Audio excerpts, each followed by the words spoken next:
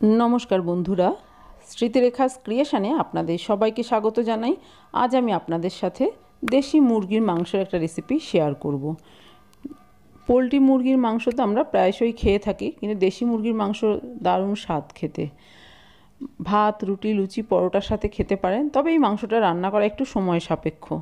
आमी किभाबे करेछि आज सेटाई आपनादेर साथे शेयर करते एसेछि। एखाने 700 ग्राम देशी मुरगिर मांस नियेछि। मांसटा खूब भालो करे परिष्कार करे तारपरे धुए जल झरिये नियेछि। आर एई मांसेर मध्ये किन्तु मुरगिर माथा मेटे सबई आछे। जेहेतु देशी मुरगि गोटाई किनते हय सेइजन्य सबकिछुई एई मांसेर साथेई रयेछे। एबार एई मांसेर मध्ये दिये दिচ্ছি परिमाण मतो लवण, दिये दिচ্ছি हलुद परिमाण मतो, दिये देब गोलमरिच गुঁড়ো। गोलमरिच गुঁড়ো देওয়াটা অপশনাল, আপনারা এখানে লঙ্কার গুঁড়ো ব্যবহার করতে পারেন, তবে মাংসতে কিন্তু গোলমরিচ গুঁড়ো দিলে খেতে খুব ভালো লাগে।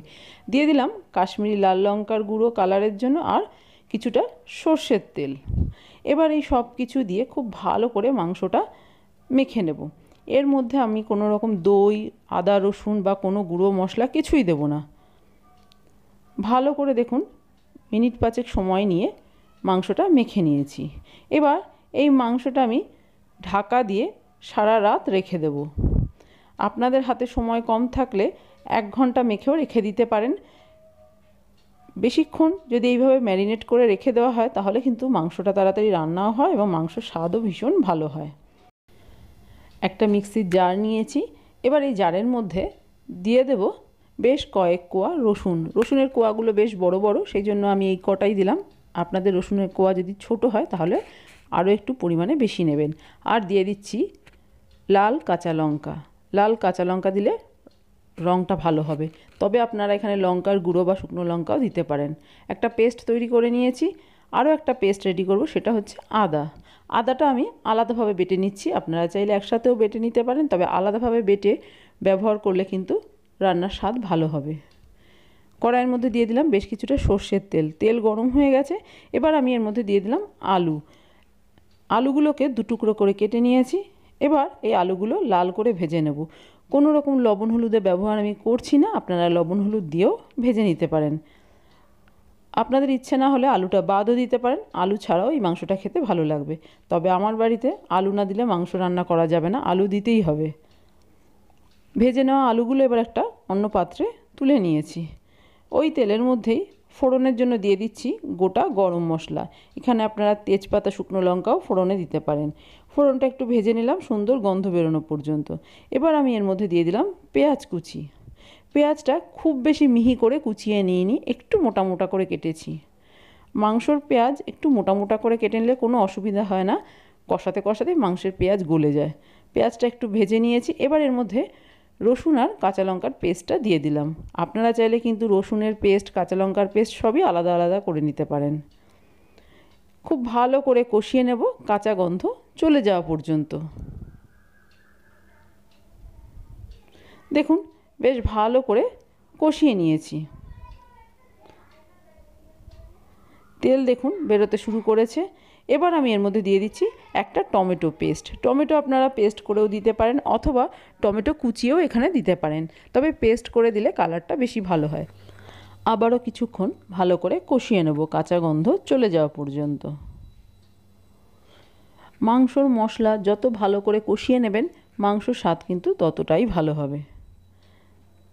খুব ভালো করে কষিয়ে নিয়েছি। এবার আমি এর মধ্যে দিয়ে দিচ্ছি স্বাদ অনুযায়ী লবণ, দিয়ে দিচ্ছি পরিমাণ মতো হলুদ। আবারও কিছুক্ষণ নেড়ে চেড়ে নেব। এখানে আমি কোনো রকম গুঁড়ো মশলার ব্যবহার করছি না। এবার আমি এর মধ্যে দিয়ে দিচ্ছি আদা বাটা। আদা বাটা দিয়েও কিছুক্ষণ নেড়ে চেড়ে কষিয়ে নেব। মশলা কষানো হয়ে যাবার পর আদা দিয়ে তারপরে যদি কষিয়ে নেওয়া হয় তাহলে কিন্তু মাংসের স্বাদ ভীষণই ভালো হয়।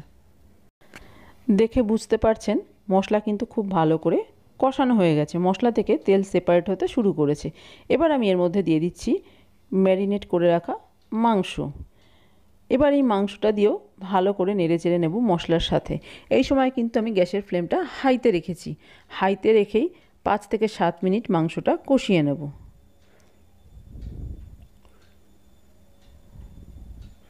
ভালো করে নেড়ে চেড়ে দিলাম।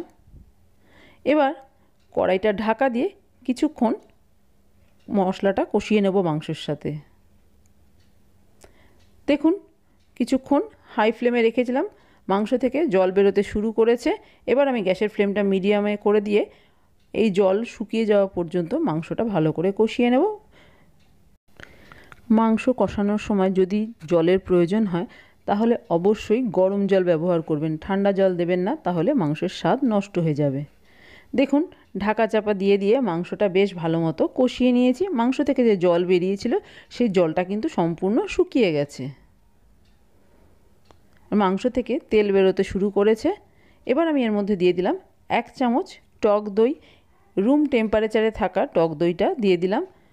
আমি এখানে বাড়িতে তৈরি করা টক দই দিলাম, আপনারা কেনা দইও দিতে পারেন, তবে অবশ্যই যেন ঠান্ডা দই না হয়। ঠান্ডা দই হলে কিন্তু মাংস ভালো লাগবে না খেতে।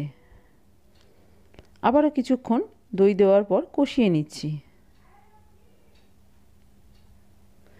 খুব ভালো করে কষিয়ে নিয়েছি। এবার আমি এর মধ্যে দিয়ে দিচ্ছি ভেজে রাখা আলুগুলো দিয়েও কিছুক্ষণ একটু নেড়েচেড়ে কষিয়ে নেব, তাহলে এই আলুগুলো খেতেও কিন্তু বেশ ভালো লাগবে।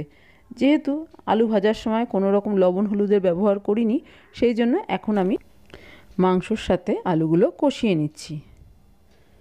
আলু দিয়ে ভালো করে নাড়াচাড়া করে কিছুক্ষণের জন্য ঢাকা দিয়ে দিলাম। দেখুন বেশ কিছুক্ষণ ঢাকা দিয়ে কষিয়ে নিয়েছি, খুব ভালো মতো কষানো হয়ে গেছে। এবার এর মধ্যে দিয়ে দেব পরিমাণ মতো গরম জল। যেহেতু দেশি মুরগির মাংস সেদ্ধ হতে একটু সময় বেশি লাগে, সেই জন্য জলের পরিমাণটা একটু বেশি দিচ্ছি। এই সময় অবশ্য আপনারা প্রেসার কুকারেও মাংসটা সেদ্ধ করে নিতে পারেন, তবে আমি কড়াইতেই রান্না করে নিচ্ছি। এবার ঢাকা দিয়ে দিলাম মাংস সেদ্ধ হওয়ার জন্য। দেখুন বেশ কিছুক্ষণ ঢাকা দিয়ে রান্না করেছি, মাংস এবং আলু দুই কিন্তু একদম ঠিকঠাক সেদ্ধ হয়ে গেছে, লবণটাও একদম ঠিক আছে। সবশেষে দিয়ে দিচ্ছি কসুরি মেথি, এটা অপশনাল, আপনার কাছে থাকলে দেবেন, না হয় বাদ দেবেন। দিয়ে দিলাম গরম মশলা গুঁড়ো। আবারও সব কিছু একটু নাড়াচাড়া করে দিচ্ছি।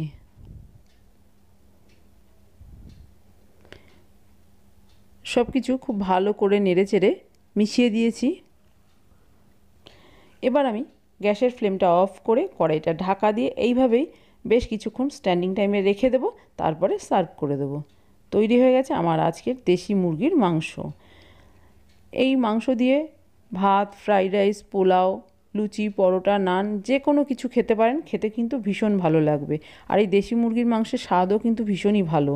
সামনেই দোল আসছে, দোলে অনেক বাড়িতেই মাংস রান্না হয়ে থাকে।